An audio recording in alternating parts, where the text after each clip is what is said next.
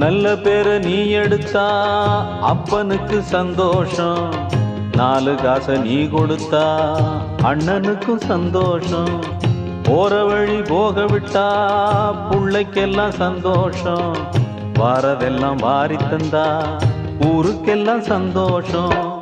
நெஞ்சு நெகிழ்ந்து மந்திரம் சொன்னா வந்திருந்துதான் தெய்வம் மகிழும்.